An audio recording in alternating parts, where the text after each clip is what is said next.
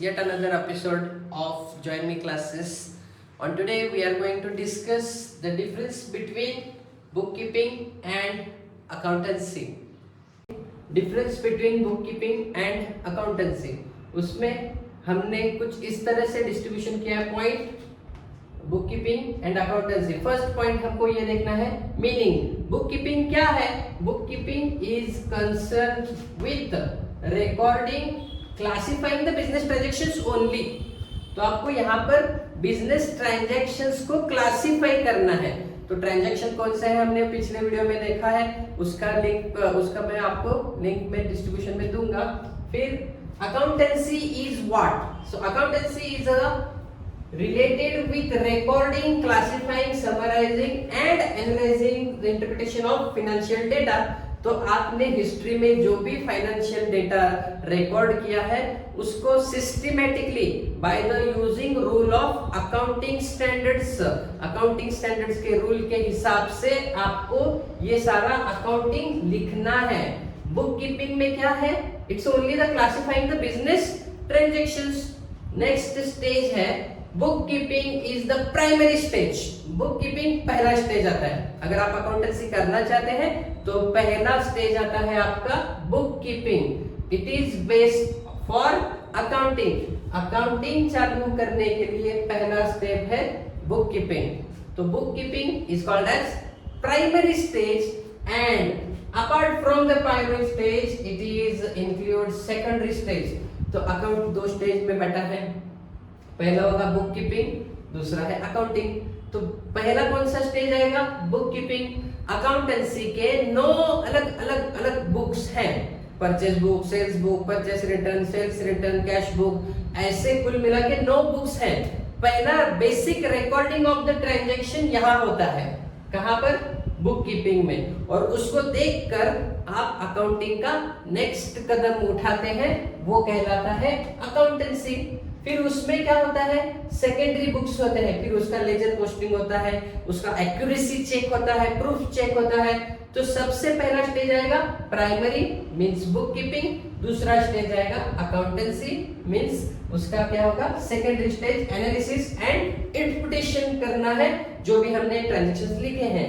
तीसरा है सर हम ये बुक कीपिंग करके साध्य क्या करेंगे, उसका फाइंडिंग क्या है, उसका मोटो क्या है, इंटेंशन क्या है. तो थर्ड पॉइंट हमको ये बताता है कि बुक कीपिंग का ऑब्जेक्टिव, इसका ऑब्जेक्टिव है book keeping to keep the records of all financial transaction in a proper and systematic manner.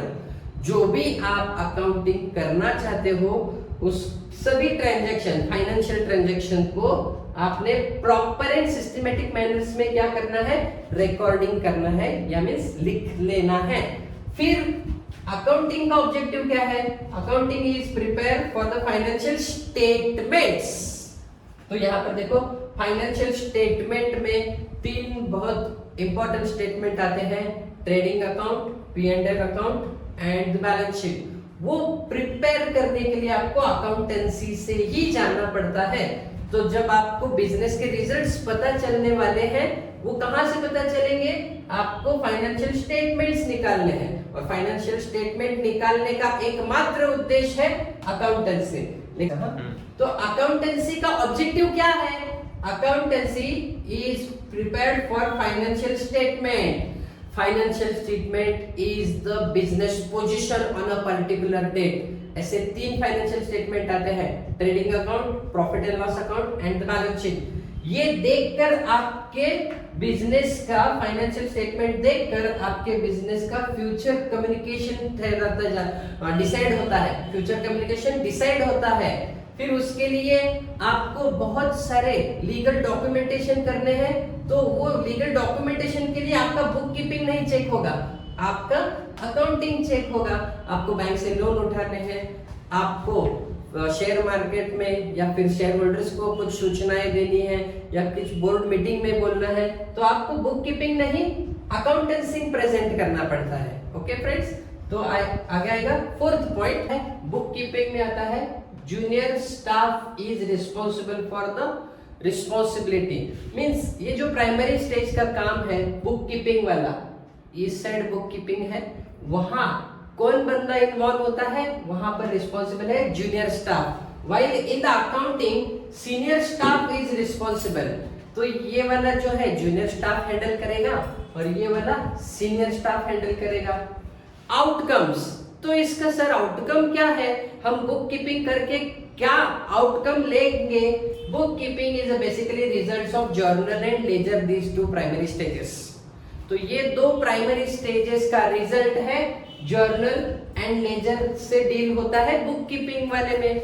और अकाउंटेंसी में the results of accountancy is profit and loss and the balance sheet. देखो ये वाले सबसे important part है, इसके लिए बहुत ज्यादा एक्सपीरियंस खिलाड़ी चाहिए, अकाउंटेंट बहुत नॉलेज वाला चाहिए, इसीलिए यहाँ पर ये रिस्पॉन्सिबिलिटी दिया है आपके सीनियर स्टाफ को। और period, book keeping is gives a day to day detail। Book keeping में आपको जर्नल एंट्री करना पड़ता है। जर्नल का मतलब क्या है, डेली जो भी आप व्यवहार रोज के रोज करोगे वहां बुक कीपिंग में रिकॉर्ड करना है। तो बुक कीपिंग का पीरियड डे टू डे है। और accountancy gives the details of entire year. तो एक एक दिन का काम जब चल रहा है, ये जूनियर स्टाफ रोज के रोज एंट्री करते बैठेगा बुक कीपिंग, लेकिन अकाउंटेंसी पूरे साल का एक साथ निचोड़ आएगा। तो वो होगा accountancy details is for the entire year, for the entire financial year. Next आएगा analysis. The process of book keeping does not require any analysis. हम इसको एनालिसिस नहीं कर सकते क्योंकि ये रोज का काम है। आपने माल बेच दिया, एंट्री किया, माल बेच दिया, एंट्री किया, माल परचेस किया, एंट्री किया, बस इसमें आपको बिल टू बिल आपको रिकॉर्डिंग करना है। इसमें कुछ ज्यादा दिमाग नहीं लगता। ये वाला पीरियड जो है वो डे टू डे करना पड़ता है। आप रोजमर्रा के जिंदगी में कितने रुपए का माल परचेस कर रहे हैं, कितने में रुपए का माल बेच रहे हैं, ये सारी चीजें आपको यहाँ पर लिखना है। इसमें ज्यादा कुछ एनालिसिस वाला पार्ट रहता ही नहीं है। लेकिन जब आप पूरे साल का एक साथ अकाउंटेंसी देख रहे हैं, अकाउंटिंग ये होता है पूरे पीरियड का, एक साल का रहता है, तो accountant use the book keeping information for analysis to interpret data and then the complies to the reports। तो जो भी कंपनी के बिजनेस के रिपोर्ट्स आएंगे, जो भी आपको सुपीरियर लेवल को सबमिट करने हैं, वो रिपोर्ट्स आपको अकाउंटेंसी जनरेट करवा के देगा, ना कि book keeping and the decision making part. So guys, it's very crucial difference between book keeping and accountancy. Decision management cannot take any decision based on the provided by the bookkeeping part। इस वाले part पर management वाला team कौन सा भी decision लेने को capable नहीं है, क्योंकि वहां डेटा जो है वो रोज का डेटा है, उसमें कुछ अलग मैकेनिज्म नहीं है। इसमें बस आपने कितने रुपए का माल परचेस किया, सेल किया, वो डे टू डे रिपोर्ट लिखा है। अगर किसी मैनेजमेंट टीम को पूरा डिसीजन लेना है तो वो रोज का हिसाब देखते बैठेगा, तो उसको 365 डेज का हिसाब देकर बैठना पड़ेगा। It's very time consuming. So management never prefer bookkeeping for any decision provision part. लेकिन यहाँ उल्टा है, depending on the data provided by the accountants, senior staff, management can take critical business decisions. तो business decision देना है, देखना है, तो आपको क्या देखना पड़ता है, प्रॉफिट एंड लॉस, आपको देखना पड़ता है बैलेंस शीट। और ये कहां पर बनता है, the result of accountancy are profit loss and balance sheet. ये दोनों के बेस पर मैनेजमेंट डिसीजन ले पाते हैं। तो डिसीजन फैक्टर के लिए कौन सा वाला पार्ट इंपॉर्टेंट है, अकाउंटेंसी का है। लेकिन जब तक आप बुक कीपिंग नहीं करोगे, अकाउंटिंग नहीं कर पाओगे। नेक्स्ट है skills required. Analytical skills is not required for the book keeping. See guys, analytical skills इसमें कुछ जरूरत नहीं है, लेकिन अकाउंटेंसी के लिए आपको एनालिटिकल स्किल्स की जरूरत पड़ेगी। यहाँ स्किल की जरूरत क्यों नहीं है, उसमें बस basic day to day journal entry करने हैं। आपको बस एक तो मॉडर्न टाइप्स ऑफ रूल या फिर ट्रेडिशनल अकाउंट के टाइप्स के रूल्स यूज करने हैं। Debit what comes in, credit what goes out, debit the receiver, credit the giver, बस ये 3-4 रूल यूज करो और अकाउंटिंग का काम खत्म होता है, इसीलिए जूनियर स्टाफ वो इजीली कर सकते हैं।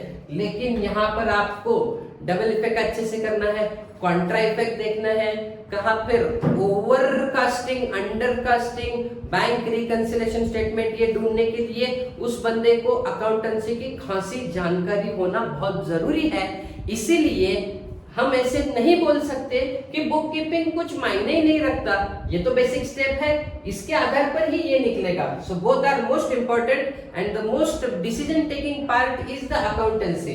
इसीलिए मार्केट में बोला जाता है ना, अकाउंटेंट चाहिए means those are prefer for this part. ये तो कोई भी बंदा थोड़े से ट्रेनिंग लेकर कर सकता है। ओके, नेक्स्ट पार्ट में हम डिस्कस करेंगे अकाउंटिंग कंसेप्ट्स एंड कन्वेंशंस।